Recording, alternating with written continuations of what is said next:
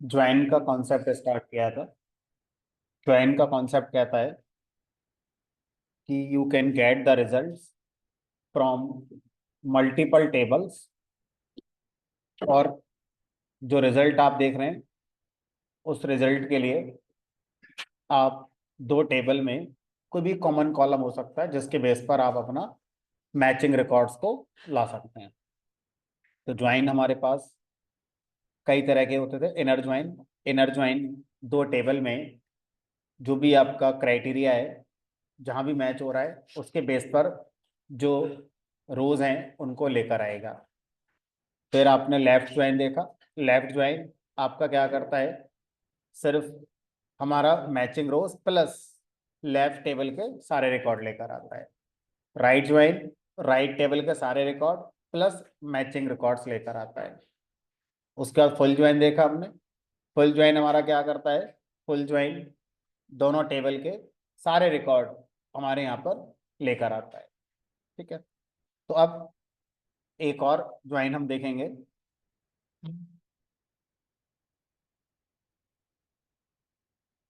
और एक और ज्वाइन हमने पढ़ लिया था, नेचुरल ज्वाइन।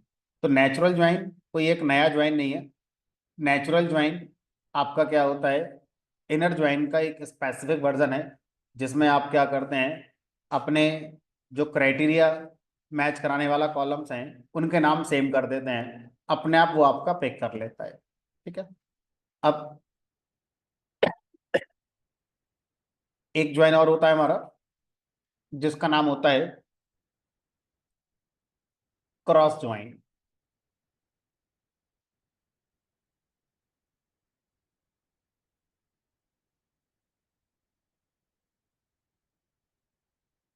क्रॉस ज्वाइन का जो कॉन्सेप्ट है वो हमारा ये कहता है कि अगर आप दो टेबल में जितने भी रिकॉर्ड्स हैं सबको दूसरी टेबल के सारे रिकॉर्ड्स के साथ कंबाइन करना चाहते हैं तो आप कर सकते हैं। एग्जाम्पल के तौर पर क्रॉस ज्वाइन का यूज कहाँ कर सकते हैं, मान लीजिए आपके पास दो टेबल हैं। एक यहाँ पर शर्ट और एक पैंट, शर्ट पैंट नाम की मान लीजिए दो टेबल है। यहाँ पर कलर है और यहाँ पर कलर है। मान लीजिए शर्ट वाइट कलर की है, एक ब्लू कलर की है, एक मान लीजिए ब्लैक कलर की है। पैंट मान लीजिए एक वाइट है, एक ब्लैक है, और मान लीजिए एक यहाँ पर ब्लू है। अब हमें क्या करना है, हमें कॉम्बिनेशन जनरेट करने हैं कि किस कलर की शर्ट पर किस कलर की पैंट हमारी ज़्यादा सही रहेगी। तो हमें क्या करना है, जितने पॉसिबल कलर शर्ट के हैं और जितने पॉसिबल कलर आपके पैंट के हैं सबके कॉम्बिनेशन जनरेट करो। मतलब वाइट शर्ट पर वाइट पैंट, वाइट शर्ट पर ब्लैक पैंट, वाइट शर्ट पर ब्लू पैंट। फिर इसी तरह से ब्लू शर्ट पर वाइट, ब्लू शर्ट पर ब्लैक, ब्लू पर ये, फिर ब्लैक पर ये।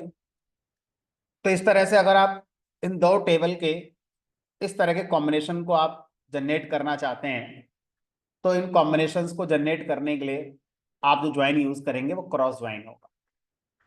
दूसरा एग्जांपल देखो। मान लीजिए कोई एक टेबल है, इस टेबल के अंदर हमारे कुछ यूजर नेम्स रखे हुए हैं। यूजर नेम, मान लो किसी का यूजर नेम है हमारा U101, किसी का U102, किसी का यूजर नेम है U103, ऐसे करके। अब एक टेबल और है जिसमें इन सारे यूजर नेम के पासवर्ड भी रखे हुए हैं। मान लो पासवर्ड है किसी का ABC, किसी का पासवर्ड है PQR, किसी का पासवर्ड है XYZ। लेकिन मुझे ये नहीं पता कि किस यूजर नेम का कौन सा पासवर्ड है। लेकिन ये पता है कि इस वाले यूजर नेम का पासवर्ड इन तीनों में से कोई एक होगा, इस वाले का भी इन तीनों में से कोई एक हो। तो अब मेरी नीड यहाँ पर क्या है? मेरी नीड यहाँ पर यह है कि अगर ये दो टेबल हैं तो इन दोनों टेबल से हम लोग क्या चाहेंगे, जितने कॉम्बिनेशन बन जाए यूजर नेम पासवर्ड के वो बना कर दे। दो यूजर नेम ये, पासवर्ड ये, यूजर नेम ये, पासवर्ड ये, यूजर नेम ये, पासवर्ड ये। तो कोई ना कोई सा कॉम्बिनेशन मैच आपका हो ही जाएगा। यूजर नेम ये, पासवर्ड ये, and so on so on so on.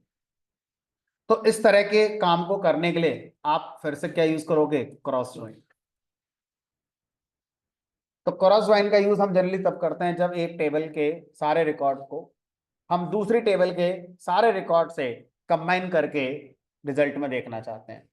Kind of combination का कॉन्सेप्ट है। तो जब दो टेबल में जितने रिकॉर्ड्स अवेलेबल हैं सबके कॉम्बिनेशंस बनाकर हम लोग रिजल्ट देखना चाहते हैं, तो ऐसा करने के लिए आपको क्रॉस ज्वाइन का यूज करना होता है। कॉन्सेप्ट को थोड़ा आसान करने के लिए मैं एक काम करता हूँ, दो टेबल अलग बना लेता हूँ। इसी कॉन्सेप्ट को जो मैंने यूजर नेम पासवर्ड वाला लिखा हुआ है इसको मैं कोड में करके आपको दिखाऊंगा फिर। ठीक है, तो मैंने क्या करा, मैंने यहाँ पे लिखा, एक टेबल बनाई, क्रिएट टेबल। टेबल का नाम कर दिया मान लीजिए यूजर्स, और इस टेबल के अंदर एक कॉलम बना दिया, मान लो वो कर दिया मैंने यूजर नेम, और मान लीजिए ये मैंने बैरियर टाइप का कर दिया सिंपलिसिटी के लिए। एक ही कॉलम बनाया, चीजें थोड़ी आसान रखी मैंने यहाँ पर।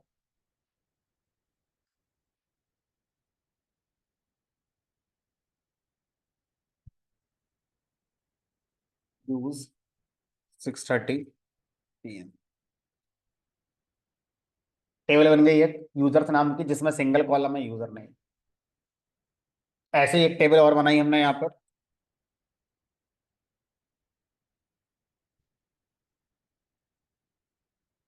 और इसका नाम कर दिया मान लीजिए पासवर्ड्स, और इसके अंदर एक कॉलम बना दिया, इसका नाम कर दिया मान लीजिए PWD। कुछ भी दे दो नाम।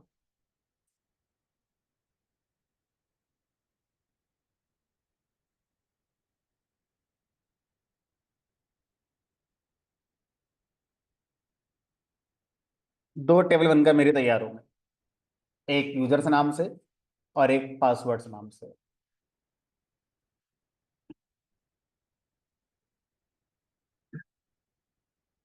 अब मैं इन दोनों टेबल में कुछ वैल्यूज इंसर्ट करता हूँ।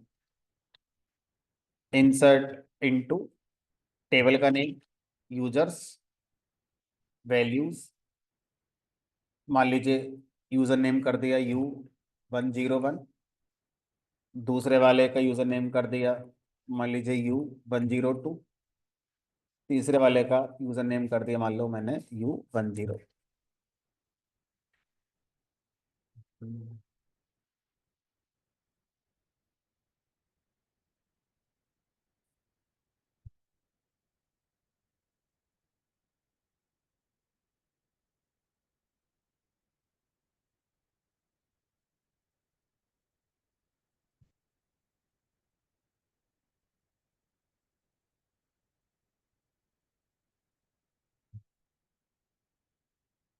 इसी तरह से मैंने क्या करा, जो पासवर्ड टेबल है इसके अंदर भी रिकॉर्ड इंसर्ट कर दिया।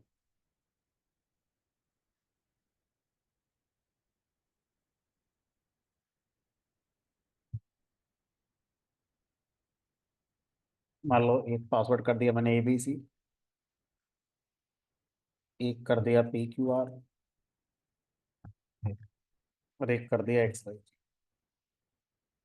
अब अगर मैं इसको टेबलर फॉर्म में दिखाऊं दोनों टेबल्स के डेटा को, तो मेरे पास यूजर्स टेबल में ये डेटा है और पासवर्ड्स टेबल में ये डेटा है।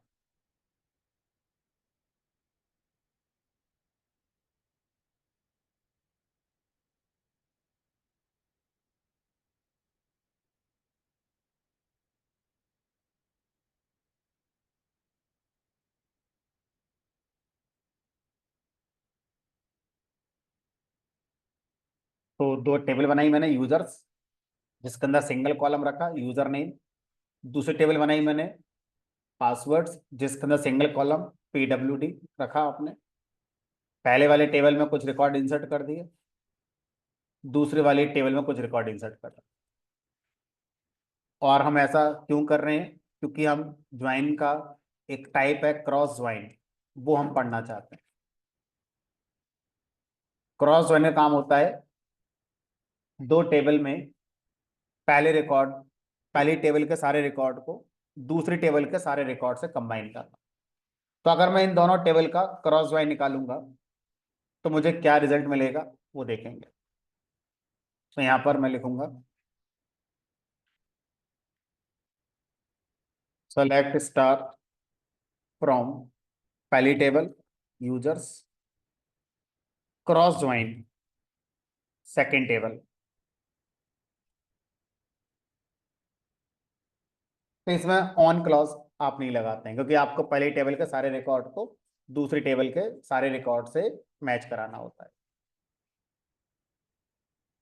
Select star from first table cross join second table. अब आप रिजल्ट देखेंगे, इस यूजर नेम को कंबाइन करा गया इसके साथ, फिर इसको कंबाइन करा गया इसके साथ, फिर इसको कंबाइन, यानी कि पहली टेबल की पहली रो दूसरी टेबल की हमारे पहली रो से कंबाइन हुई। इस तरह से पहली टेबल की सारी रोज दूसरी टेबल की पहली रो से कंबाइन हुई, एंड सोन एंड सोन। तो जितने कॉम्बिनेशन हो सकते थे यूजर नेम पासवर्ड के सारे जनरेट करके उसने मुझे दे दिए।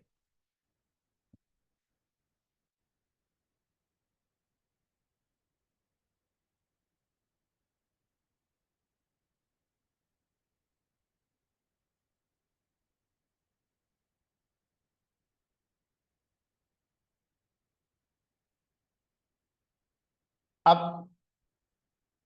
क्रॉस ज्वाइन को जब हम कोड में यूज करेंगे तो क्रॉस ज्वाइन का कोड बनाने के लिए एक तरीका तो ये हो गया, क्रॉस ज्वाइन कीवर्ड का यूज करेंगे। दूसरा तरीका होता है कि जब आप क्रॉस ज्वाइन लगाते हैं तो आप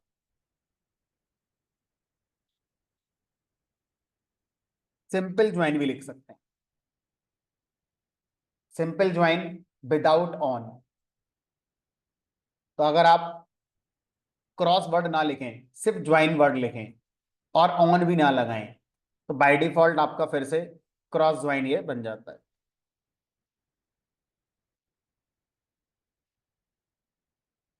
क्रॉस ज्वाइन का तीसरा सिंटैक्स होता है, आप क्या करें, जिन दो टेबल क्रॉस ज्वाइन करना चाहते हैं कॉमा लगा दें, पहली टेबल कॉमा दूसरी टेबल।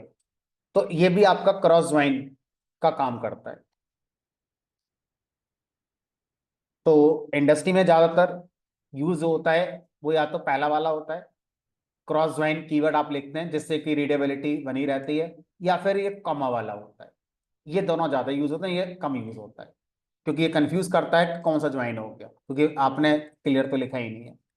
तो इस तरह से क्रॉस ज्वाइन का कॉन्सेप्ट हमारा यहाँ पर कंप्लीट होता है।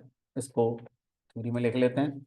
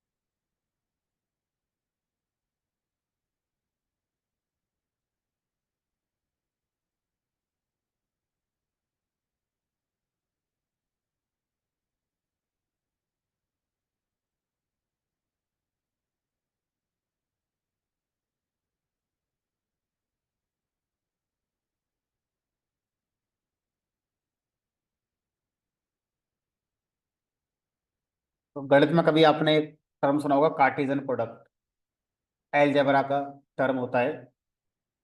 आपको पता है तो ठीक है, नहीं पता है तो आप इस लाइन को इग्नोर कर सकते हैं। ठीक है, बट मैंने लिख दिया है क्योंकि ऑफिशियली डॉक्यूमेंट में लिखा हुआ है कि mathematically cross join is the implementation of Cartesian product. तो गणित में एक अलजेब्रा ब्रांच होती है जिसके अंदर आपका ये कार्टेशियन प्रोडक्ट हमारा आता है।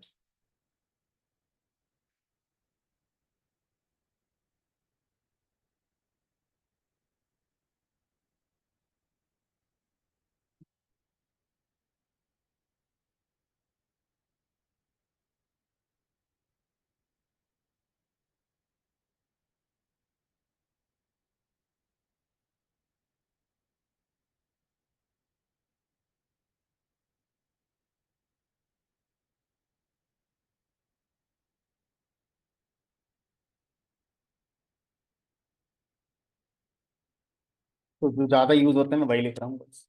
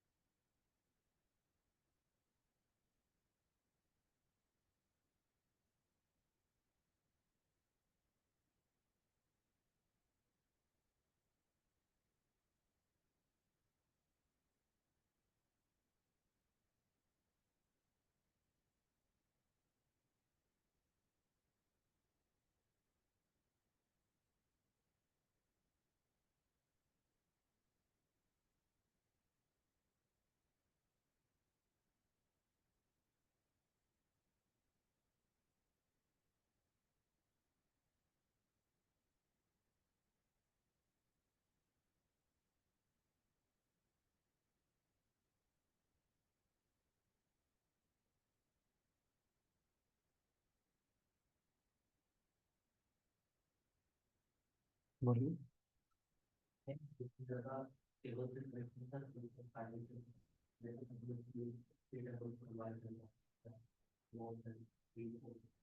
इनर ज्वाइन और फुल ज्वाइन, ये दो ज्वाइन होते हैं जो मोर देन मल्टीपल टेबल्स पर आप इंप्लीमेंट कर सकते हैं।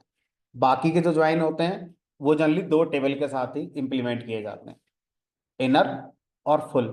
इन दोनों को आप कितनी भी टेबल पर चला सकते हो, 3 4 5 6 ना। बाकी लेफ्ट ज्वाइन, राइट ज्वाइन। तो लेफ्ट ज्वाइन का मतलब एक लेफ्ट टेबल होगी और दूसरी जो बच गई वो राइट टेबल होगी। राइट ज्वाइन, एक राइट टेबल है, जो दूसरी बच गई वो लेफ्ट टेबल होगी। ठीक है। तो अगर आप चाहते हैं कि मैं कोई सा भी ज्वाइन मल्टीपल टेबल पर चलाऊंगा तो आपको डायरेक्ट सिंटैक्स नहीं मिलेगा। आप ऐसा कर सकते हैं, पहले दो टेबल का ज्वाइन कर लिया, उसके रिजल्ट को एक टेबल में स्टोर कर लिया, फिर उसको तीसरे के साथ आप क्या कर सकते हैं, ज्वाइन कर सकते हैं। तो टेक्निकली अगर हम देखें तो हम कर तो लेंगे, लेकिन डायरेक्ट ना करके पार्ट्स में आपको उसे करना होगा। डायरेक्ट इनर और फुल ज्वाइन अलाउड है।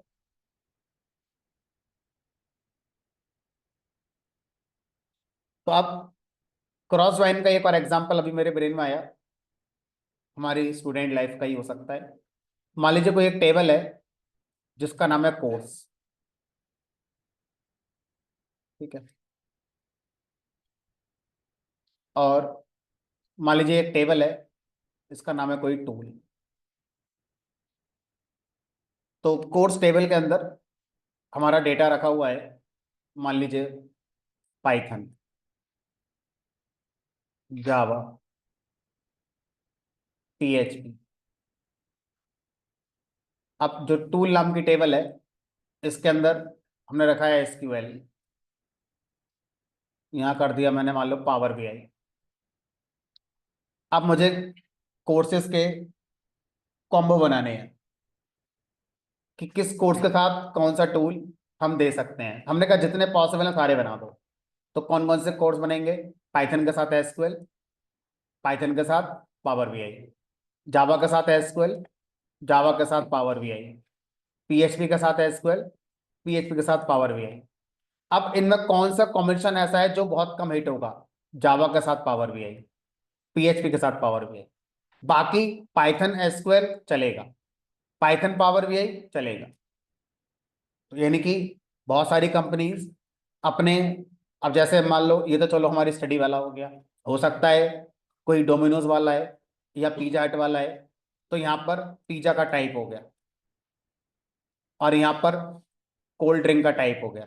तो पिज्जा के टाइप में कॉर्न पिज्जा हो गया, कैप्सिकम पिज्जा हो गया, वेजी पिज्जा हो गया, कोई और पिज्जा हो गया। कोल्ड ड्रिंक में मान लो कोक हो गई, है ना, या लिम्का हो गई या थम्स अप हो गई। अब वो कॉम्बिनेशन बनाना चाहता है हर पिज्जा के साथ हर तरह का, तो बना दो, कोई दिक्कत नहीं, क्रॉस ज्वाइन का यूज करके बना सकते हो आसानी से। तो बिजनेस स्ट्रेटेजी बनाने में भी क्रॉस ज्वाइन का आप यूज कर सकते हो, कॉम्बिनेशन बनाना। इन सारे एग्जाम्पल में एक ही चीज कॉमन आ रही है कि आप कॉम्बिनेशन बनाने पर काम कर रहे हो। ठीक है, तो बहुत सारे एग्जाम्पल मैंने आपको दे दिए क्रॉस ज्वाइन के। अब एक और हमारा ज्वाइन है। अब जो एक और ज्वाइन है, ये वास्तव में अलग कुछ नहीं है। जो हमने अब तक ज्वाइन पढ़े, इनर, लेफ्ट, राइट, फुल या क्रॉस, इन्हीं को ही इंप्लीमेंट करने का एक तरीका है। कब? जब आपके पास एक ही टेबल हो। फॉर एग्जाम्पल, अगर मैं आपसे कहूं कि मेरे पास बस एक ही टेबल है,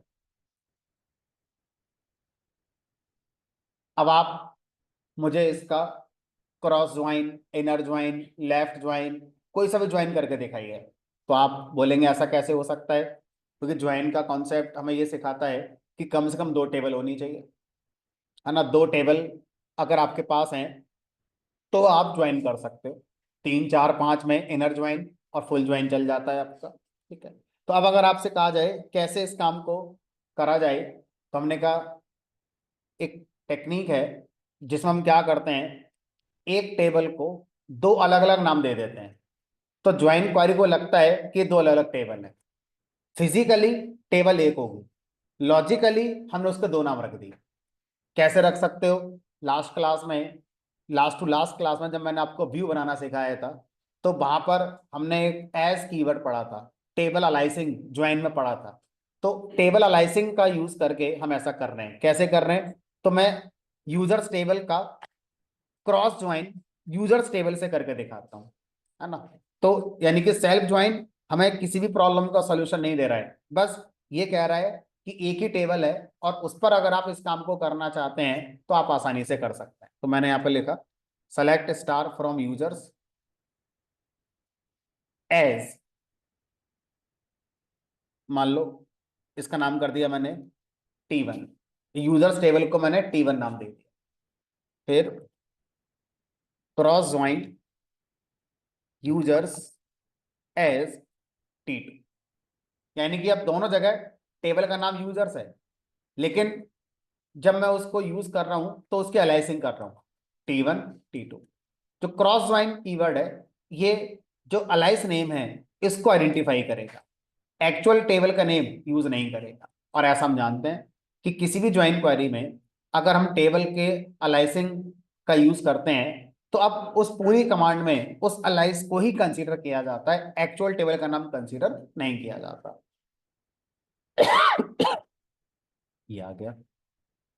तो इस वाले एग्जाम्पल में कोई साइंस नहीं आ रहा है, लेकिन सेल्फ ज्वाइन क्या है उसका मीनिंग हमारी समझ में आ रहा है कि हाँ सेल्फ ज्वाइन हमारा ये होता है। तो आप इसी तरह से कॉमा वाला सिंटैक्स भी यूज कर सकते हैं।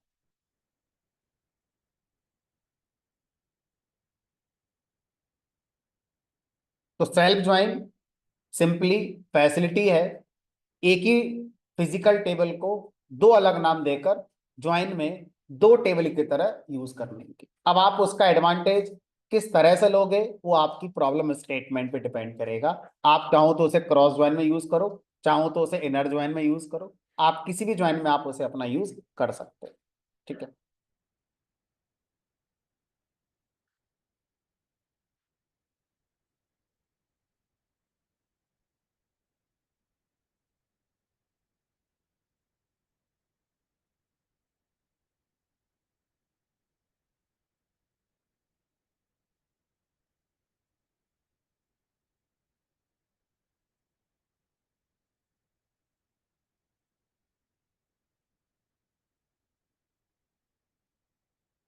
चलो थोड़ा सा सेल्फ ज्वाइन को एक स्टेप आगे बढ़ा देता हूँ।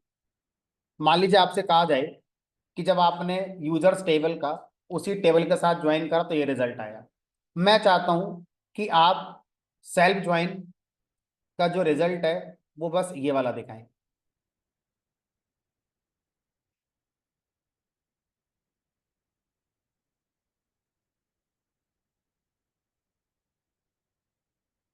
यानी कि किसी भी रिकॉर्ड का उसी रिकॉर्ड के साथ ज्वाइन दिखाएं, बाकियों के साथ ना दिखाएं। अभी क्या आ रहा है, किसी भी रिकॉर्ड का बाकी जितने भी हैं सबके साथ आपका आ रहा है। तो आप कैसे करोगे इस काम के लिए? तो आप यहां पर हम आगे क्या लिख सकते हैं, आगे लिख सकते हैं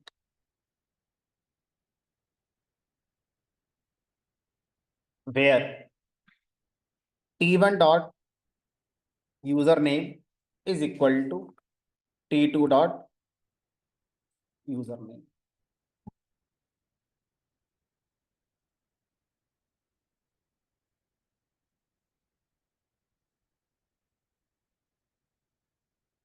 अब इसका एक एग्जाम्पल लेके चलते हैं,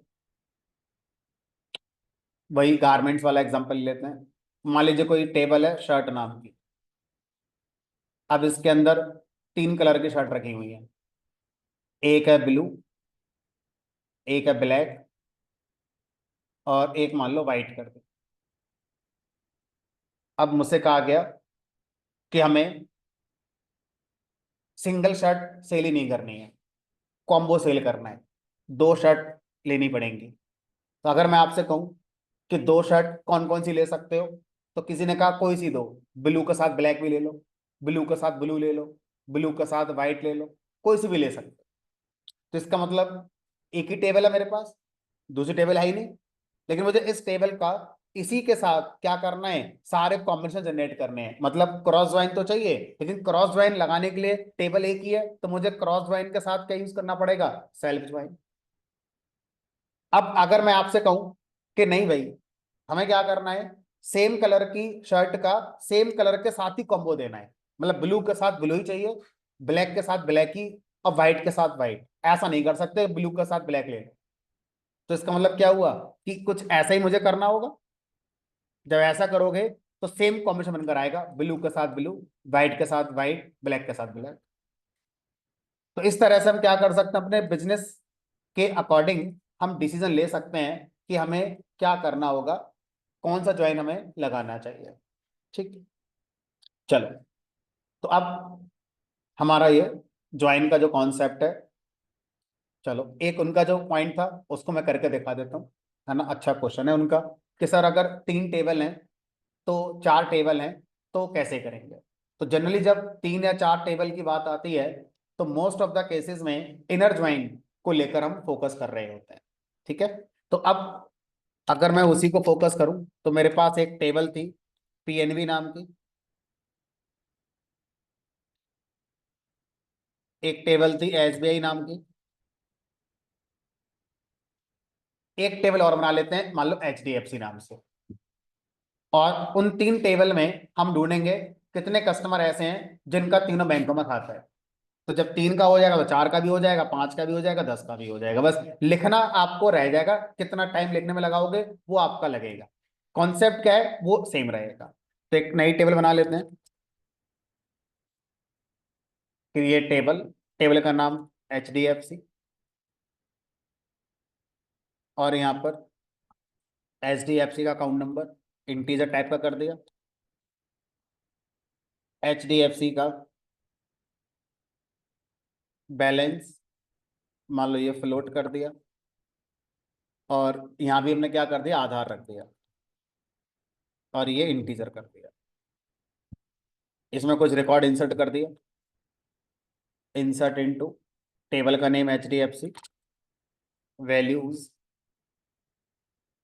अकाउंट नंबर मान लो इसका थ्री वाली सीरीज में मैंने यूज कर लिया, 301, बैलेंस मान लो 2000 हो सकता है, और आधार 6666 हो गया। एक और कस्टमर ले आते हैं, 302 अकाउंट नंबर हो गया, 3000 उसका बैलेंस कर दिया, और 1111 ये इसका आधार कर दिया, 303 4000 बैलेंस कर दिया, 777 इसका आधार कर दिया। अब अगर मैं आपको दिखाऊं, सेलेक्ट स्टार फ्रॉम HDFC, तो अब यहाँ पर अगर हम देखें तो हमें पता चल रहा है कि तीनों टेबल में एक रिकॉर्ड ऐसा है जो मैच हो रहा है बेस्ड ऑन आधार, यानी कि एक ऐसा कस्टमर है जिनका तीनों बैंकों में खाता है।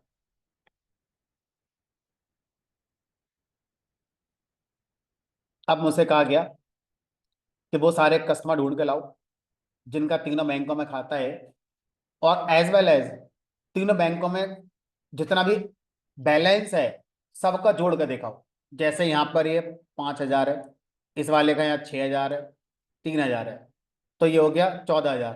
तो मुझे 14000 दिखाओ सीधा। क्या सिचुएशन हो सकती है? सिचुएशन ये हो सकती है, मान लो कोई कस्टमर है, कोई भी पर्सन है, उसने अपना ITR टैक्स का फाइल किया और उसमें उसने बताया कि मेरे पूरे साल भर में इतना रुपए आया है, और उसके हिसाब से वो टैक्स पे कर रहा है। लेकिन उसने अपने उस फॉर्म में ये नहीं बताया कि और खाते में क्या क्या चल रहा है। तो मान लो RBI को डाउट हुआ, तो उसने क्या करा, पहले वो सारे कस्टमर जिनका एक से ज्यादा बैंकों में खाता है सबकी डिटेल मंगा ली, और फिर हर बैंक में कितना बैलेंस है सबका टोटल करवा लिया, फिर उसको मैच कराया क्या इसने इतना बैलेंस अपने उसमें ITR में दिखाया कि नहीं दिखाया। मान लो ऐसा कुछ सिनेरियो लेके चलते हैं, वैसे आजकल तो सब ऑटोमेटेड हो गया है, ठीक है। तो अब मुझे कुल मिलाकर तीनों टेबल का इनर ज्वाइन चाहिए, तो अब मैं लिखूंगा यहाँ पर सेलेक्ट स्टार, तो मैं शॉर्ट वाला कर रहा हूँ, सेलेक्ट स्टार फ्रॉम पहली टेबल PNB,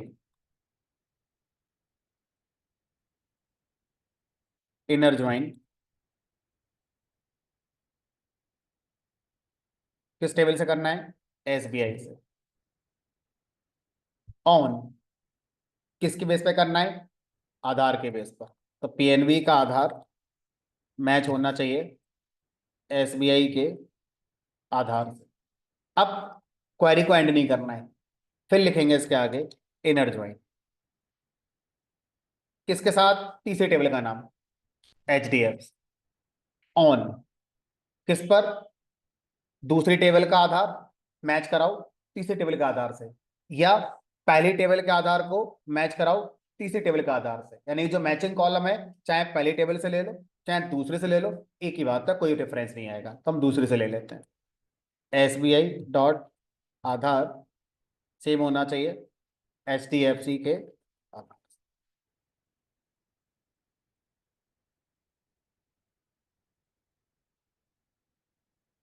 आधार आधार आधार ये आ गया। सर आप तो कह रहे जोड़ के दिखाएंगे, हमने कहा अभी पहले इतना करा, अब जोड़ के दिखाएंगे। तो हमें अब ये ब्रेन में इमेजिनेशन हो गया कि yes it is possible to perform join with more than 2 tables. ठीक है, आप 3 4 5 कितने से भी कर सकते हो। अब मैं आपसे कहता हूं कि सर हमें एक काम करो, हमें अकाउंट नंबर किसी का नहीं देखना है, बस हमें ये बता दो कि आधार क्या है, और ये बता दो तीनों बैंकों में बैलेंस क्या है, और टोटल दिखा दो बस। 1 2 3 4 5 चीजें दिखाओ बस। बंदे का आधार, तीनों बैंकों में कितना पैसा पड़ा है, और जोड़ करके दिखा दो। अब इसकी कमांड कैसे लिखेंगे? हमने कहा चलो, तो स्टार हटाना पड़ेगा यहां से, मेहनत लगेगी, कोई बात नहीं। सेलेक्ट, मान लो PNB से आधार निकाल लेते हैं। PNB.आधार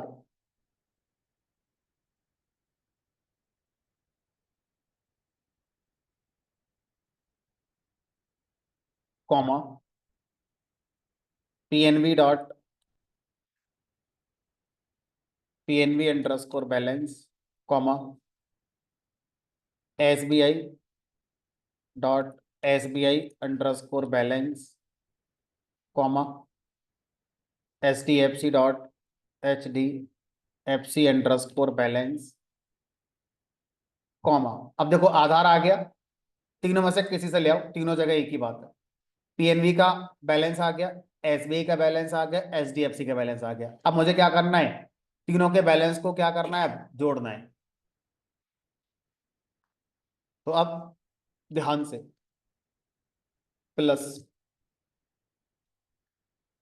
प्लस, तो चौथा कॉलम जो बनेगा वो कॉलम, इन तीनों कॉलम का सम जो रिजल्ट बनेगा वो बनेगा।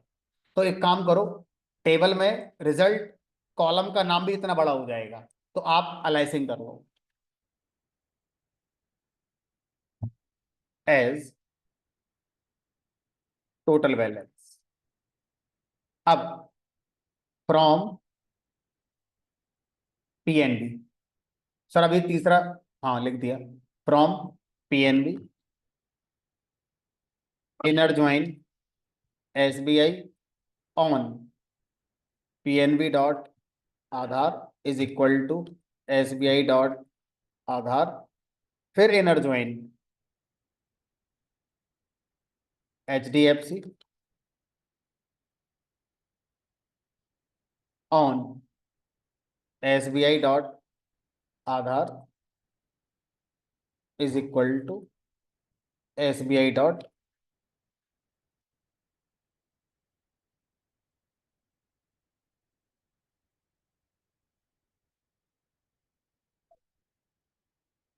Unknown column HDFC dot HDFC underscore balance. और एचडीएफसी बैलेंस में स्पेलिंग में के रह गया मेरा, मैंने लिखना एल था बट लिख मेरा के गया है, तो थोड़ा सही करो, एचडीएफसी के, तो सही कर लेना आप अपने में, क्योंकि के और एल की दोनों बराबर बराबर हैं, तो एल की जगह के टाइप हो गया बस।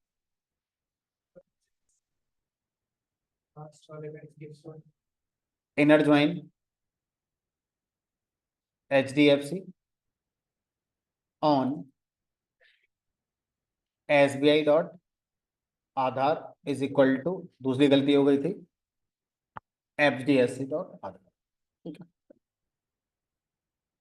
और कुछ तो गलत नहीं है, देख लो एक बार। कि आधार ये है, पीएनबी में इतना पैसा पड़ा है, इसका एसबीआई में इतना पड़ा है, एचडीएफसी में इतना, टोटल 14,000। सोचो अगर ये रियल टाइम डेटा होता, तो बस इतनी कमांड लिखने से वो सारे कस्टमर जो तीनों बैंकों में खाता खोल के बैठे हैं, पूरी डिटेल निकल कर आ जाती, किस बैंक में कितना पैसा जमा, टोटल कितना है, अगर रियल टाइम डेटा मुझे अवेलेबल हो जाए तो।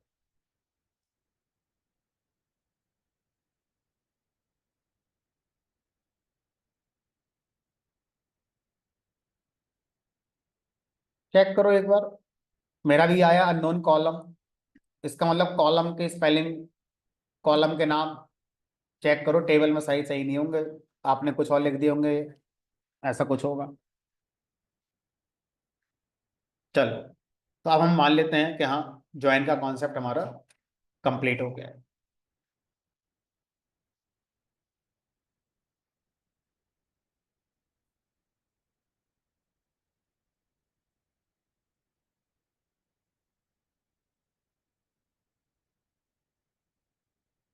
सब ठीक कैसे हो सकता है, इंसान और कंप्यूटर में यही डिफरेंस है, इंसान गलती कर सकता है, कंप्यूटर गलती नहीं करेगा। उसको गलत बता रहे हो, कोई गलती करेगा। अगर मेरी एरर आई, तो मैंने ये नहीं कहा कि मैं सही हूँ और एसक्यूएल गलत है, मैंने यही माना कि मैं ही गलत हूँ, मैंने कहीं स्पेलिंग मिस्टेक कर दी होगी। तो एक बार दोबारा लिखो फ्रेश माइंड से, एक एक चीज दोबारा सोचो समझो क्या है टेबल, शायद सही हो जाए।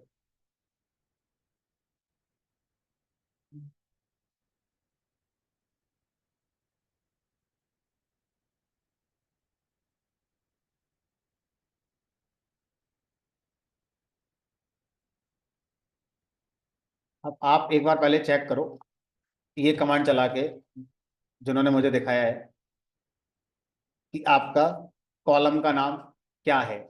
मुझे ऐसा डाउट आ रहा है आपके कॉलम का नाम आधार होगा ही नहीं, आपके कॉलम का नाम कुछ और होगा। मेरे में देखो, कॉलम का नाम आधार है, आपके में कुछ और है, चेक करो इस तरह से पहले, जो आपका नाम है वो लिखना है वहां पर, है ना, ना कि वो जो मैंने अपनी कमांड में लिखा है। चेक करो एक बार।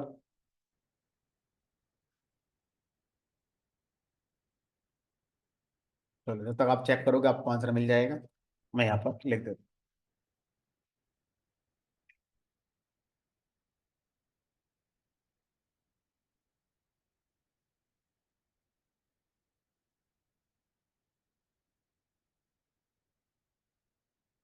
अब सेल्फ ज्वाइन एक नए टाइप का ज्वाइन नहीं है। It is simply a way to perform join on single table.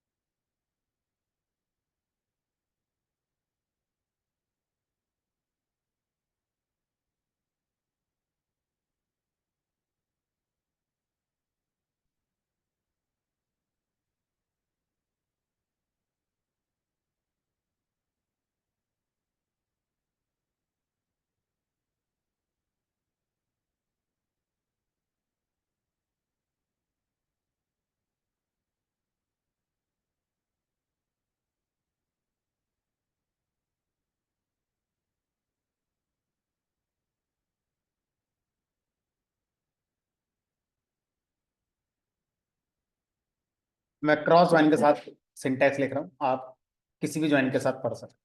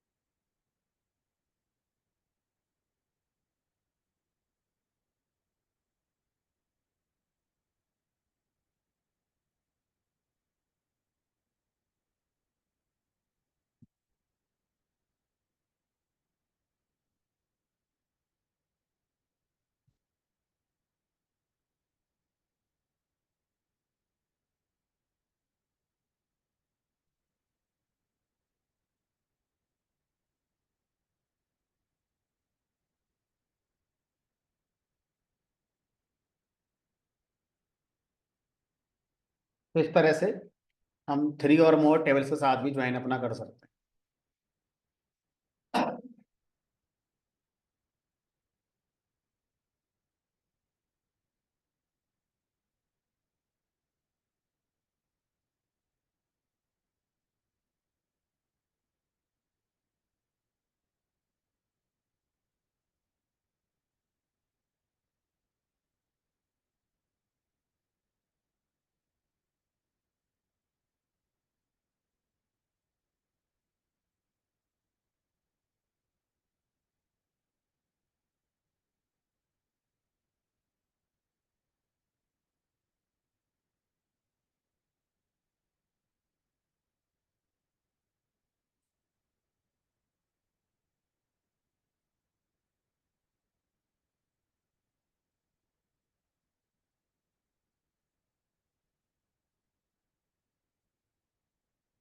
Next concept हमारा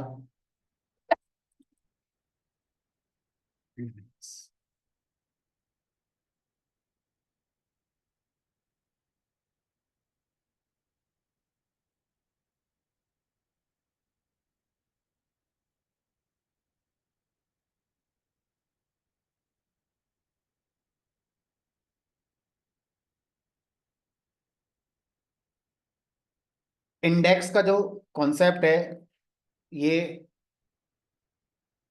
परफॉर्मेंस को फोकस करता है। कोई भी ऐसा काम नहीं करता जो इसके बिना असंभव हो। इसके बिना करोगे तब भी होगा, इसके साथ करोगे तब भी होगा। कई मामलों में ऐसा हो सकता है कि इंडेक्स के साथ किसी काम को किया जाए तो थोड़ा फास्ट हो जाएगा। क्या कॉन्सेप्ट है, एग्जाम्पल से समझते हैं। तो मान लीजिए हमारे पास अपनी ईएमपी टेबल चल रही है, उस ईएमपी टेबल को फोकस करते हैं। आप चाहें तो अपना स्टूडेंट टेबल को भी फोकस कर सकते हैं, कोई सी भी टेबल ले सकते, कोई फर्क नहीं पड़ता। आप दोनों के साथ करके देख सकते हो।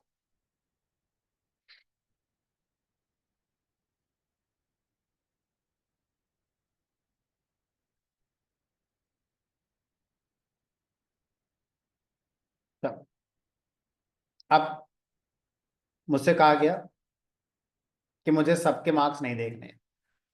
जितने भी स्टूडेंट हैं सबके मार्क्स मुझे नहीं देखने हैं। मैं सिर्फ ये चाहता हूँ कि हमारा किसी पर्टिकुलर स्टूडेंट, जिसका नाम मैं बताऊंगा, बस उसके मार्क्स बता दो। हमने कहा चलो लिख लो, वेयर लगा के बता देंगे। Where name is equal to, किसके मार्क्स देखना चाहते हो? हमने कहा चिंटू के देखना चाहते हैं, लिख दो चिंटू। देखो रिजल्ट लाने में कोई समस्या नहीं है। रिजल्ट को लाने में बिहाइंड द सीन एफर्ट्स क्या लगाए गए होंगे, हमें उस पर डिस्कशन करना है। तो जब मैंने इस कमांड को लिखकर एंटर किया तो बिहाइंड द सीन क्या हुआ, जो हमारा एसक्यूएल इंजन है, ये कौन है? ये वो है जो हमारी कमांड को एग्जीक्यूट करता है। ठीक है, जैसे कार में सबसे इंपॉर्टेंट कार का इंजन होता है, इसी तरह से एसक्यूएल कमांड हम जो लिखते हैं उसमें गलतियां ढूंढना, उसको रन कराना, उसका एक्शन हमें दिखाना, इस काम को करने के लिए एसक्यूएल इंजन होता है। तो जैसे ही मैं इसको एंटर करूंगा, एसक्यूएल इंजन हमारी टेबल के पास जाएगा। और आप एसक्यूएल इंजन बनकर सोचो, क्या आप सीधा यहां चले जाओगे? नहीं। क्या करोगे? सबसे पहले वाली रो को पिक करोगे आप। नहीं, एसक्यूएल इंजन सबसे पहले वाली रो को पिक करेगा और देखेगा क्या यहाँ पर ये कंडीशन मैच हो रही है, क्या इस रो में नेम कॉलम की वैल्यू चिंटू है? नहीं है, मैच नहीं हुआ, कोई बात नहीं। अब दूसरी रो पर आएगा, यहाँ पर चेक करेगा क्या यहाँ पर नेम चिंटू है? हमने कहा नहीं है, कोई बात नहीं। अब यहाँ पर नेम चिंटू है? हमने कहा "हाँ है", मिल गया। अब फिर से सोचेंगे ठंडे दिमाग से, क्या अब एसक्यूएल इंजन आगे सर्च करेगा या नहीं करेगा? हो सकता है एक चिंटू और हो यहाँ पर, तो हो सकता है, क्यों नहीं हो सकता। हमने कहा इसका मतलब एसक्यूएल इंजन मैचिंग रिकॉर्ड मिलने के बाद भी रुकेगा नहीं, फिर यहां जाएगा, यहां मैच करेगा, सर नहीं हुआ, यहां करेगा। आप ये मत सोचना कि एसक्यूएल इंजन की भी आंखें होती हैं हमारी तरह, और वो देख रहा है कि कहाँ मिल गया कहाँ नहीं मिल गया, उसको तो मैच कराना है। हम इंसान बनकर सोच पाएंगे कि आगे है ही नहीं, क्योंकि हमारी आंखों ने मैच कर रखा है। तो इसी तरह से एसक्यूएल इंजन मैच करता हुआ जाएगा, है ना। इसका मतलब एसक्यूएल इंजन कितने रिकॉर्ड को मैच करेगा? सारे। अगर ये 7,000 होते, 7 लाख होते, तो 7 लाख हमारे यहाँ पर क्या रहे होते, कंपैरिजन हो रहे होते, तब जाके आपको आपका रिकॉर्ड मिलता। ठीक है। अब इस बात को अगर मैं आपको बिहाइंड द सीन कितनी रोज हमारी मैच कराई गई, कंपेयर कराई गई, अगर मैं एसक्यूएल इंजन से ही पूछ कर बताऊं, तो आप क्या करेंगे? किसी भी सेलेक्ट कमांड में जब वेयर कंडीशन लगी हुई है तो कितने कंपैरिजन हुए, अगर आप वो पता करना चाहते हैं, तो आप अपने उस कमांड के पहले एक्सप्लेन कीवर्ड लगा दीजिए। एक्सप्लेन कीवर्ड आपको ये बताएगा कि इस कमांड को कंप्लीट होने के लिए कितने रिकॉर्ड मैच कराए गए हैं, एज वेल एज और बहुत सारी इंफॉर्मेशन भी लाकर देगा। बट हम बस फोकस करेंगे उस इंफॉर्मेशन पे जो हमें ये बताए कि कितने रिकॉर्ड कंपेयर करे गए हैं। तो हम क्या करते हैं, एक्सप्लेन कमांड का यूज करके इस आंसर को निकलेंगे। एंटर करा मैंने। अब जो रिजल्ट आया है इसमें सब कुछ नहीं ढूंढना है, सिर्फ आपको इस रिजल्ट में एक चीज ढूंढनी है। कितनी रोज स्कैन हो रही है हमारी यहाँ पर? 7। मतलब सारी रोज हमारी मैच है। अब मैं क्या कर देता हूं, अब मुझसे कहा गया कि अगर मैं सेम एनालॉजी यूज करूं बुक के साथ, किताब कभी पढ़ी होगी पास्ट में, अब तो खैर कोई पढ़ता ही नहीं है किताब, अब तो सब डिजिटल जमाना हो गया है, यूट्यूब ट्यूटोरियल रिकॉर्डिंग, अब किताब कहाँ रखी है। बहरहाल कभी आपने किताब अगर पढ़ी होगी, जरूर पढ़ी होगी, है ना, 5 साल पहले तक किताबें पढ़ी जा रही हैं। तो मान लीजिए आपको क्या करना है, उस किताब में कोई वर्ड ढूंढना है, तो आपके पास दो तरीके हैं। उस वर्ड को पहले पेज पे ढूंढो, नहीं मिला, दूसरे पर ढूंढो, नहीं मिला, तीसरे पर ढूंढो, नहीं मिला, चौथे पर। तो सर ऐसे तो पूरी किताब ही आप हमसे स्कैन करवा दोगे। हमने कहा ये पहला तरीका है। दूसरा तरीका क्या होता है, किताब बनाने वाले ने एक इंडेक्स पेज बना रखा होगा सबसे पहले, उस पर बता रखा होगा ये वाला टॉपिक इस पेज नंबर पे, ये वाला टॉपिक इस पेज नंबर पे, ये टॉपिक इस पेज नंबर पे, ये इस पेज नंबर पे, इस पेज नंबर पे। अब आप पूरी किताब को स्कैन ना करके इंडेक्स टेबल का जो पेज है सिर्फ उसको स्कैन करते हो, और उसको स्कैन करना फास्ट होगा आपके लिए, और यहां से आप सीधा जो वर्ड ढूंढ रहे थे वो उसका पेज नंबर आपको मिल जाएगा। और आप क्या करोगे, फिर उस बुक पर, उस पेज पर जाकर उस चीज को पढ़ लोगे। यानी कि अब इस वाली अप्रोच में, जिसमें आप बुक को स्कैन ना करके पहले इंडेक्स टेबल को स्कैन करते हो, उसमें आपको जो चीज चाहिए थी उसका पेज नंबर ढूंढते हो, और फिर आप उस पेज नंबर पे जाके उस चीज को पढ़ लेते हो। इससे काम आपका आसान हो जाता है, जल्दी आप उस पेज तक पहुंच जाते हो। इसका मतलब इंडेक्स टेबल हर किताब में शुरू में बना देनी चाहिए, और शायद होती भी है, इसीलिए होती है शायद, जल्दी से आप अपने काम की चीज ढूंढ लो अपनी बुक के अंदर। यही कुछ हम यहाँ चाहते थे। तो एसक्यूएल के अंदर जो टॉपिक का नाम रखा गया इंडेक्स, वो उस किताब वाले एग्जाम्पल को ध्यान में रखते हुए रखा गया है। क्या करो, इस एक्चुअल टेबल की एक इंडेक्स टेबल बना दो। इंडेक्स टेबल बनाएंगे,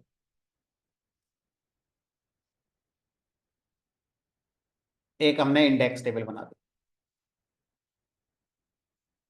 अब उस इंडेक्स टेबल में आप सिर्फ दो ही कॉलम रखेंगे, पेज नंबर और हेडिंग का नाम। किताब के अंदर यही होता है। अब यहां पर पेज नंबर और हेडिंग का नाम कौन कौन बनेगा? जिस कॉलम पे सर्चिंग करनी है, कॉलम तो मेरे पास चार है, लेकिन मैं सर्चिंग किस कॉलम पे करना चाहता हूं अभी? नेम कॉलम पे। तो जिस कॉलम पे सर्चिंग करनी है, उस कॉलम की वैल्यू को इंडेक्स टेबल में असेंडिंग ऑर्डर में सॉर्ट करके रख दिया जाएगा। असेंडिंग ऑर्डर में सॉर्ट करके रखने का फायदा क्या हमने कहा, देखेंगे। और अब यहां पर जरा इस कॉलम की वैल्यू को असेंडिंग ऑर्डर में रखना, तो सबसे पहले कौन आएगा? अर्जुन। फिर कौन आएगा? ए के बाद सीधा सी आ जाएगा, Chintu. A B C D E F Hardik, I J K L M Monu, N O P Q R S Sonu, Sanjay, फिर सोनू। कौन बचा? बस एक ही बचा, विजय। या तो इंडेक्स टेबल में उस कॉलम की वैल्यू को कॉपी कर देंगे असेंडिंग ऑर्डर में जिस पर आप सर्चिंग करना चाहते हैं। और यहां पर हम क्या रखेंगे? एक कॉलम रखेंगे जिसका नाम होगा की, page number, kind of page number, है ना। तो अब की में हम क्या स्टोर करते हैं? अर्जुन जो रिकॉर्ड था उसका टेबल में एड्रेस क्या है, वो एड्रेस यहां पर आ जाएगा, ऐसे करके। चिंटू, चिंटू का जो रिकॉर्ड है वो आपकी टेबल में जिस एड्रेस पर है, वो एड्रेस यहां पर आ जाएगा, ऐसे करके। तो इस तरह से ये नेम आपकी टेबल में जिस रो पर है, उस रो का एड्रेस क्या है, यानी कि हर रो का एक एड्रेस होता है बिहाइंड द सीन, वो एड्रेस यहां पे स्टोर हो जाएगा।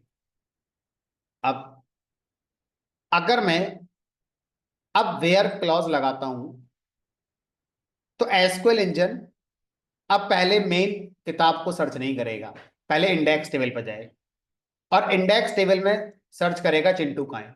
इंडेक्स टेबल को सर्च करना फास्ट होगा देन होल टेबल, क्योंकि होल टेबल में अभी चार कॉलम है, हो सकता है 40 कॉलम हो यहां पर, लेकिन कॉलम दो ही होंगे। ठीक है, तो यानी कि इंडेक्स टेबल को सर्च करना फास्ट होगा। उसे मिल गया यहाँ पर, यह है चिंटू। अब चिंटू को क्या देखेंगे यहां से? एड्रेस, कि चिंटू जिस जगह है उस रो का एड्रेस क्या है। अब क्या करेगा वो? सीधा इस रो पे जाके अटैक करेगा और इस रो को लाकर रिजल्ट में आपको दे देगा, यानी कि इस टेबल के अंदर सिर्फ एक ही रिकॉर्ड स्कैन हुआ। इससे क्या होगा? आपकी एफिशिएंसी बढ़ जाएगी। कहानी तो सही है आपकी, होगा कैसे? तो हम लिखेंगे यहां पर क्रिएट इंडेक्स। जैसे क्रिएट टेबल होता है, क्रिएट व्यू होता है, इसी तरह से क्रिएट इंडेक्स होता है। इंडेक्स का नाम, किस नाम से आप इंडेक्स बनाना चाहते हो, तो किस नाम से बनाएं? हमने कहा चलो एक काम करते हैं, नेम कॉलम पर बना रहे हैं तो नेम अंडरस्कोर इंडेक्स, इस नाम से इंडेक्स बना दे। ऑन किस टेबल पर बनेगा? टेबल तो स्टूडेंट भी है, एम्प्लॉय भी है, पीएन भी है, बहुत सारी हैं। स्टूडेंट्स टेबल, तो स्टूडेंट्स टेबल में किस कॉलम पर बनाओगे? नेम कॉलम पर। तो ये मत करना, लिख तो दिया, ये तो नाम है इंडेक्स का, आप इसका नाम आई जे के कुछ भी रख सकते हो। यहां से बता रहे हो कि एक्चुअल कॉलम जिस पर इंडेक्स लगा रहे हो। क्या? जैसे मैंने एंटर करा, बिहाइंड द सीन इमेजिन कर लो वो एक टेबल बन गई होगी जिसमें दो कॉलम आगे होंगे। नेम कॉलम असेंडिंग ऑर्डर में आ गया होगा और नेम कॉलम के अगेंस्ट एड्रेस हमारे आ गए होंगे हर रो के। अब अगर मैं ये कमांड चलाता हूं तो आप बोलेंगे सर रिजल्ट तो मेरा चिंटू ही आ रहा है। तो रिजल्ट जो हमारा आया है उसको लाने में हमें कोई दिक्कत नहीं है, ना पहले थी ना अब है। हम बस एक्सप्लेन करके इस बार आप देखेंगे कि हमारी टेबल के कितने रिकॉर्ड सर्च किए गए हैं। जैसे पहले 7 आ रहे थे, तो अब देखते हैं कितने आ रहे हैं। 7 से कम आने चाहिए। कितने हुए? एक हुआ बस।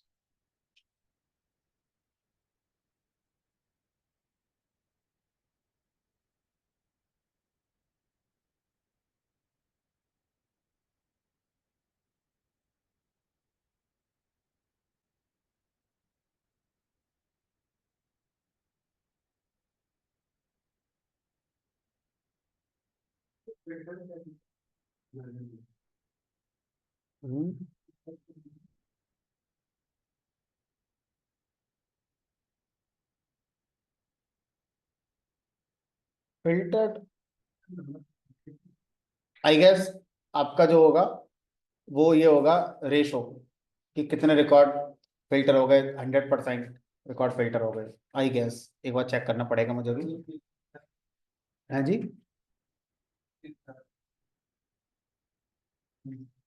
43 की लेंथ है, मतलब जो आपका की कॉलम बना है उसका जो साइज रखा है उसने 43 रखा है, मतलब उसमें जो एड्रेस आ रहा है एड्रेस इतने साइज का है। तो ये बहुत सारी बातें हैं जो अभी हम नहीं जानते, आप बस इस कॉलम पर फोकस करिए, ये आपका अधिकार है। अब अगर आपसे ये कहा जाए कि इंडेक्स तो फिर हमें हमेशा पढ़ने चाहिए,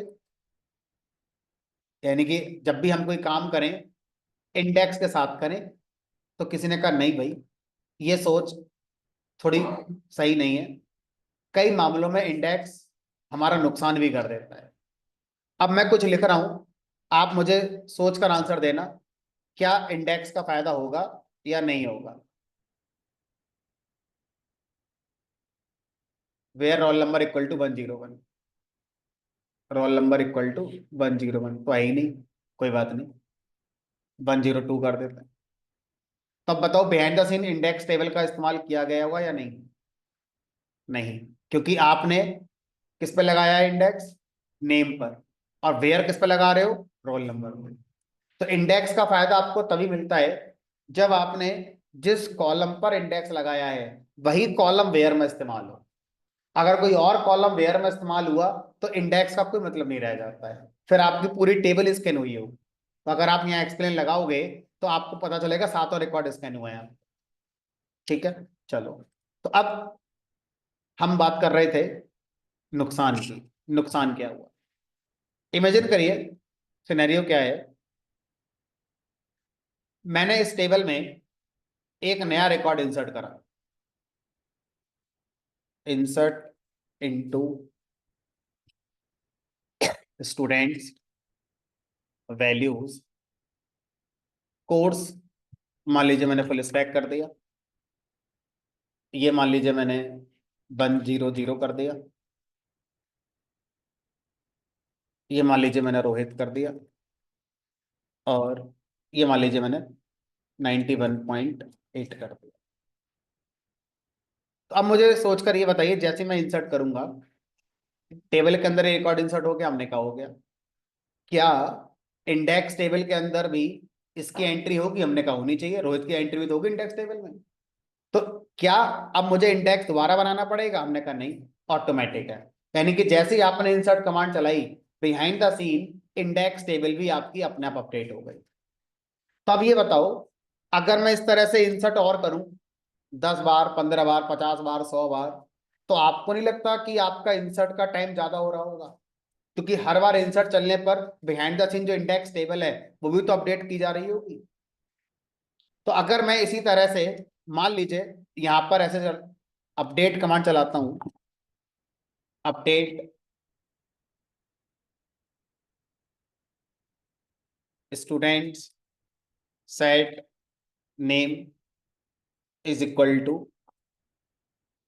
Sonia, where roll number is equal to 501। हो गया अपडेट? हमने कहा हो गया। अब जरा ध्यान से सोचो, क्या ये एक नया नाम नहीं हो गया हमारी टेबल में? अब क्या इसकी एंट्री इंडेक्स टेबल में थी? करनी पड़ेगी अब। इसका मतलब यह है कि अगर मैं अपनी टेबल में इंसर्ट, अपडेट और डिलीट कमांड चलाता हूं तो आप behind the scene index table को भी अपडेट करवा रहे होते हैं। आप उसमें करेंगे कुछ नहीं, अपने आप होगा ये काम। लेकिन आपको इफेक्ट ये पड़ रहा है कि इंसर्ट डिलीट अपडेट की एफिशिएंसी पुअर हो जाएगी, डिग्रेड हो जाएगी। यानी कि इंडेक्स सिर्फ फायदा देता है जब आप सेलेक्ट कमांड चलाते हो, वो भी उस कॉलम के साथ जिस कॉलम पर आपने इंडेक्स लगा रखा था। इसके अलावा आपने सेलेक्ट कमांड चलाई किसी और कॉलम पर, इंडेक्स का कोई फायदा नहीं है। इसके अलावा अगर आपने इंसर्ट डिलीट अपडेट कमांड चला दी तो फायदा छोड़ो सर, नुकसान में आ गए आप। क्योंकि बिहाइंड द सीन अब इंडेक्स टेबल भी अपना अपडेट हो रही होगी। सोचो अगर ये 7 की जगह 7 लाख रिकॉर्ड होते तो इंडेक्स टेबल में 7 लाख एंट्री अपडेट हो रही होंगी। अब ये टाइम बहुत ज्यादा हो जाएगा आपका, इंसर्ट अपडेट डिलीट।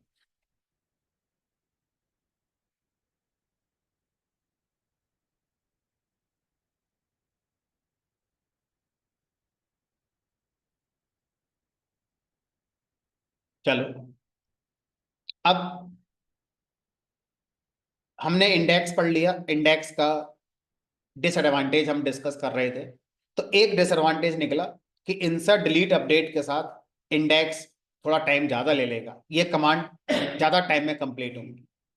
और दूसरा नुकसान एक और, इंडेक्स टेबल बनेगी तो बिहाइंड द सीन स्पेस तो यूज होगा, मेमोरी खर्च हो रही थोड़ी सी आपकी।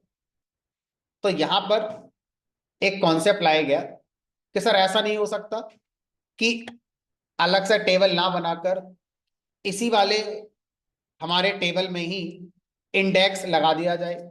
हमने कहा देखो, जब आप किसी भी एग्जिस्टिंग टेबल पर इंडेक्स लगवाओगे, नई टेबल नहीं बनवाना चाहते, तो फिर आपको इस बात का ध्यान रखना होगा कि इंडेक्स के आ जाने से हमारा डेटा असेंडिंग ऑर्डर में सॉर्ट होता है।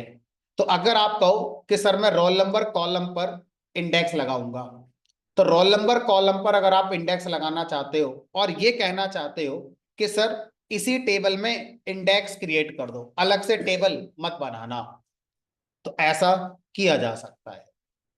ऐसा करने के लिए आपको कोई कोड भी नहीं लिखना है और ना कोई इंडेक्स बनाना है। जिस कॉलम को उसी टेबल पर इंडेक्स बनाना है, उस कॉलम को सिर्फ प्राइमरी की कॉलम बना दो। अभी इस टेबल में अगर मैं देखूं तो ये मेरा प्राइमरी की कॉलम नहीं है। चेक करते हैं, डेस्क्राइब और स्टूडेंट्स। रोल नंबर कैसा बना हुआ है मेरा, यूनिक की बना हुआ है। क्या कर देंगे इसको, प्राइमरी की कॉलम यहां पर हम बना देते हैं। तो अब हम क्या करते हैं, तो इस यूनिक की को ड्रॉप कर देते हैं और प्राइमरी की इसको ले आते हैं। ठीक है, चलो एक काम करते हैं, डायरेक्ट प्राइमरी की बना के देखते हैं अगर बनाने देगा तो। ऑल्टर टेबल, टेबल का नाम स्टूडेंट्स,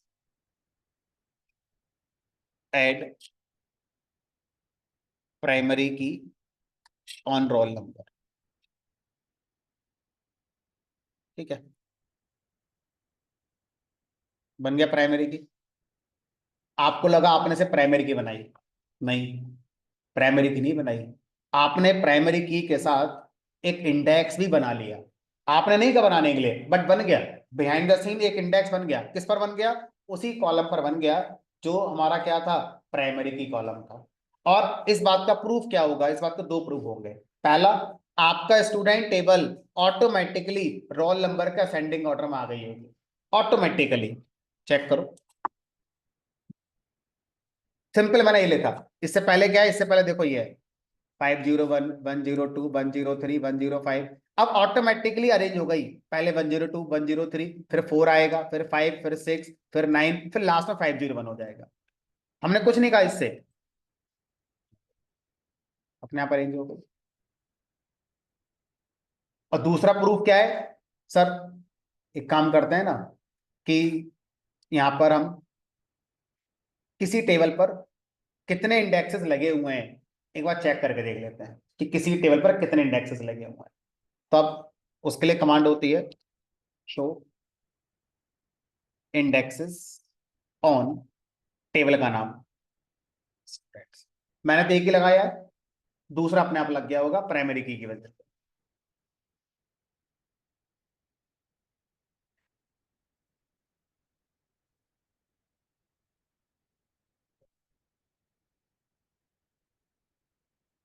फ्रॉम।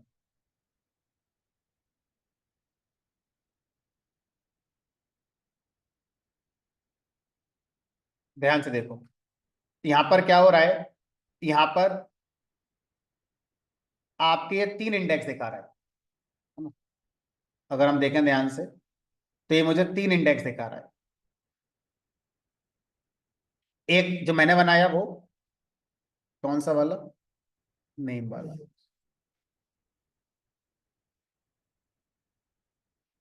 अपने काम की चीज देखते हैं। दूसरा, जब मैं इसको प्राइमरी की बनाता हूं, क्या लग गया इस पर, फिर से इंडेक्स लग गया रोल नंबर पे। तीसरा, जब आपने प्राइमरी की नहीं बनाई थी, रोल नंबर सिर्फ यूनिक की था, तो यूनिक की के वजह से भी आपका अपने आप क्या लग जाता है, एक इंडेक्स लग जाता है। तो फिर प्राइमरी की लगाने की जरूरत क्या थी, जब लग ही गया था पहले से, तो डेटा असेंडिंग ऑर्डर में सॉर्ट होकर नहीं आ रहा था। तो प्राइमरी की का इंडेक्स अब लगाते हैं तो डेटा असेंडिंग ऑर्डर में सॉर्ट होकर आपका आ जाता है। ठीक है, तो अब अगर मैं देखूं तो मेरी टेबल में, अगर मैं प्राइमरी की को भी नहीं बनाता और मैं एक्सप्लेन कर देता, तो वहां पर भी एक ही रिकॉर्ड दिखाता फिल्टर करता हुआ। क्यों? क्योंकि ऑलरेडी यूनिक की वजह से मेरे टेबल पर क्या बन गई, एक इंडेक्स हमारा बन गया है। इसका मतलब हमारी टेबल में 2 तरह के इंडेक्सेस पॉसिबल है। पहला, वो जो हम अपनी टेबल पर ही लगा लेते हैं, दूसरी टेबल की जरूरत ही नहीं है। और ऐसे इंडेक्स को हम लोग एक वर्ड देते हैं, क्लस्टर्ड इंडेक्स। क्लस्टर्ड इंडेक्स वो इंडेक्स होता है जो आपके उस कॉलम पे लगता है जो या तो यूनिक की कॉलम है या आपका प्राइमरी की कॉलम। इसके अलावा किसी भी कॉलम पर आप इसको नहीं लगा सकते। और क्लस्टर्ड इंडेक्स लगाने के लिए आपको कोई क्रिएट इंडेक्स कमांड नहीं लिखनी होती, ऑटोमेटिकली यूनिक की कॉलम प्राइमरी की कॉलम होने पर आपका क्लस्टर्ड इंडेक्स बना दिया जाएगा। ठीक है, वो इंडेक्स जो इन दोनों के अलावा किसी और पर लगाया जाता है, ऐसे इंडेक्स को बोलते हैं non clustered index. Non clustered index ऐसा इंडेक्स जो हम किसी और कॉलम पे लगाते हैं, और जो नॉन क्लस्टर्ड इंडेक्स होता है वो अलग टेबल में आपका मेंटेन किया जाता है। तो इस तरह से इंडेक्स का ओवरऑल कॉन्सेप्ट कहता है सर्चिंग फास्ट करना, स्पेशली विद सेलेक्ट कमांड। 2 तरह के इंडेक्स हो जाते हैं, clustered index, non clustered index. Clustered index वो होता है जो हमारी टेबल पर काम करता है और अलग से टेबल नहीं बनाता है, और ऐसा सिर्फ प्राइमरी की कॉलम या यूनिक की कॉलम के लिए हो सकता है, किसी और कॉलम के लिए ऐसा नहीं हो सकता। क्लस्टर्ड इंडेक्स बनाने के लिए हमें कोई एफर्ट नहीं लगाना पड़ता, ऑटोमेटिक अगर हमने यूनिक की कॉलम या प्राइमरी की कॉलम बना रखा है, अपने आप उस पर इंडेक्स हमारा लग जाता है। नॉन क्लस्टर्ड इंडेक्स हमें क्रिएट इंडेक्स कमांड का यूज करके लगाना पड़ता है। ठीक है, तो इस तरह से हम लोग क्या करते हैं, इंडेक्सिंग वाले कॉन्सेप्ट को यहाँ पर एफिशिएंसी के साथ समझ सकते हैं। इसके नोट्स मैं आपको लिखकर अभी शेयर कर दूंगा, टाइम लगेगा लिखने में। अच्छा, उससे पहले एक इंफॉर्मेशन मैं आपको शेयर कर देता हूँ। ड्यूकेट का एक टाई अप हुआ है आईआईटी मंडी के साथ। जैसे आईआईटी दिल्ली, आईआईटी मद्रास है, ऐसे आईआईटी मंडी भी है। तो यहाँ से एक स्पीकर आ रहे हैं जो लेटेस्ट टेक्नोलॉजीज पर आपको सेशन देंगे। उस सेशन में अगर आप पार्टिसिपेट करना चाहते हैं, जिसका कोई चार्ज नहीं है, फ्री ऑफ कॉस्ट है, तो आप अपना नाम मुझे दे सकते हैं। मैं आपके क्लासरूम ग्रुप में एक लिंक शेयर करूंगा, जिस लिंक पर इंफॉर्मेशन आएगी जो आपको सबमिट कर देनी है। सबमिट कर देने के बाद आपको इन्फॉर्म करा जाएगा कि वो सेशन कब होगा और किस टाइम पर होगा। अभी शेड्यूल डिसाइडेड नहीं है कि किस डेट पर और किस टाइम पर होगा। नंबर ऑफ सीट्स हमारे पास लिमिटेड है, आई गेस 100 सीट्स का है।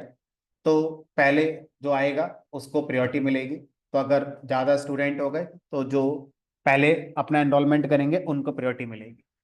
तो इस तरह से एक लिंक मैं आपको भी शेयर करूंगा, वो लिंक पर जाकर आप फॉर्म सबमिट कर देना। ये सेशन हमारा अराउंड मान के चलो 6 से 7 घंटे का होगा। और 3 दिन आपका सेशन चलेगा, क्योंकि किसी टेक्नोलॉजी पर आपको हैंड्स ऑन कराया जाएगा। स्पीकर आईआईटी मंडी से आएंगे, है ना। पहली बार ये हमारा टाई अप हुआ है, तो ये अभी फ्री ऑफ कॉस्ट आपको कराया जा रहा है। ये सेशन आगे जब भी होगा तो फिर वो आपका चार्जेबल होगा, जो इंटरेस्टेड होंगे वो करेंगे, जो नहीं होंगे वो नहीं करेंगे। दूसरा, ये जो सेशन होगा ये सिर्फ ऑफलाइन वालों के लिए है। जो लोग ऑनलाइन ज्वाइन कर रहे हैं जूम का यूज करके, उनके लिए इसका कोई हमारा कंट्रीब्यूशन नहीं रहेगा, कोई मीनिंग नहीं रह जाता, क्योंकि जो क्लास होगी इस लेक्चर की उसकी कोई रिकॉर्डिंग नहीं है, और ना ये जूम पर हमारा लाइव होगा। ठीक है, तो जो ऑफलाइन क्लास में आते हैं सिर्फ उनके लिए ये एक अपॉर्चुनिटी है कि अगर आप ज्वाइन करना चाहते हैं, फ्री ऑफ कॉस्ट है, तो आप कर सकते हैं। अभी क्लासरूम में मैं लिंक शेयर करूंगा, आप उसको फिल करके सबमिट कर रहे हैं। चलिए फिलहाल आज इतना ही, कल मिलेंगे, कल नया चैप्टर पढ़ेंगे। इंडेक्स के नोट्स मैं अभी आपको शेयर कर दूंगा लिख कर।